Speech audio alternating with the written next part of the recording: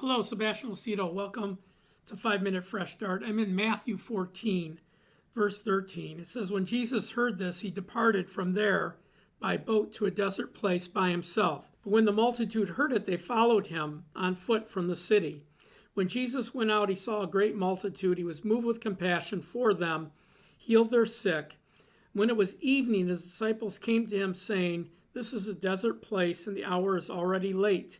Send the multitude away, that they may go into the villages and buy themselves food. But Jesus said to them, they don't need to go anywhere. They don't need to go away. You give them something to eat. And they said to him, we have 5 loaves and 2 fish. Verse 18, Jesus said, or he said, bring them to me. And then he commanded the multitude to sit down on the grass. He took 5 loaves and 2 fishes, looked up to heaven, blessed and broke them, and gave the loaves to his disciples. The disciples gave them to the multitude. So when they ate, they were all filled. They took up 12 baskets full of fragments that remained.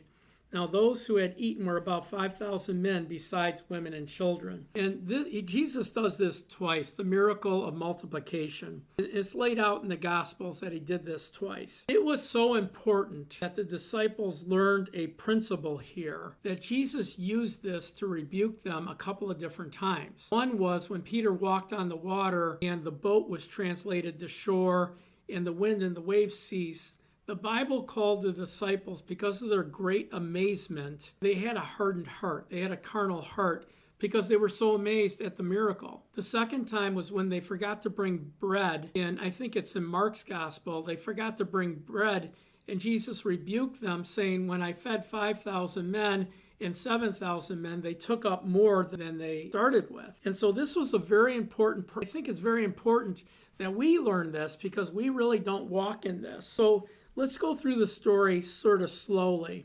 So Jesus is going to get alone to a desert place to be by himself so he can pray. The multitude won't allow him to. So his compassion for the crowd caused him to turn and address the crowd, to forsake that quiet time he needed. The next thing he did is he healed them.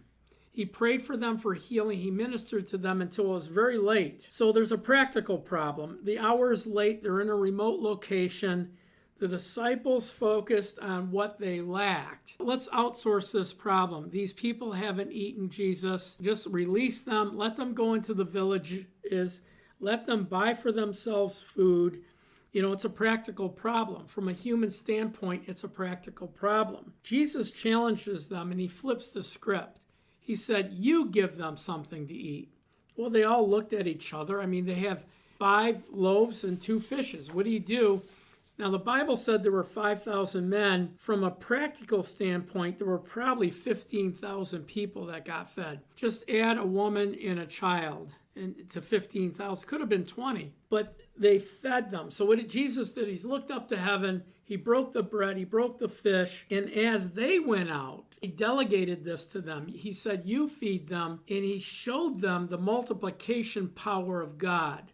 Don't look at what you don't have. Look at what you have that God can multiply. So they went out and fed everyone. And the Bible says that everyone was full. When they got done, there were 12 baskets full of fragments. Not just a small grocery bag with 5 loaves and 2 fishes. There were 12 baskets full. It's extravagant, the amount. So what do we learn here? You know, even though we have a need that's overwhelming, let's look at what we have and what God can multiply. That's number 1. Number 2 is, we need to be the source of provision. We have the power to believe God and the Spirit of God in us to multiply what God gives us, what we have in our hands. We see this with Elijah and Elijah. We see a jar of oil multiplying. We see a little jar of meal and oil multiplying. We see, God stopping the universe so that they can win the battle with Joshua. So God can multiply what we have. Jesus rebuked them twice for not remembering this principle. And how many times do we hear this taught in church? Because we're going to need this. I mean, if you're going to live through great tribulation, people are trying to save, water and food. You're not going to have enough. You're not going to be able to outrun the events in great tribulation. You need to have the ability to bring water from a rock, to multiply food, to have God multiply things here on earth. And this is a very important lesson. We need to learn it. Anyway, God bless you. Thanks for watching. Please share, follow, like, make a comment. Help us get feedback, first of all. But second of all, it helps us with our algorithms with social media. Based on how many views, those that interact is really the percentage they're looking for. They don't care if 1,000 people view it. They care how many of the 1,000 really, reacted, said I liked it, or gave a comment. And the second thing is pray about becoming a partner with us. In the description of your teaching is our website, Watchers of Truth. Click on it, go to giving, go to reoccurring giving. It'll take you literally 30 seconds if you have your card ready. Give us $10 or $25 or $50 a month to help us in our effort to continue to do what we're doing. God bless you. Thanks for watching today. Thank you for watching today. To stay informed and stand with the ministry, visit watchersoftruth.com. You'll find free resources, complete teaching series, and ways to partner with us in spreading the gospel. Donate today at watchersoftruth.com.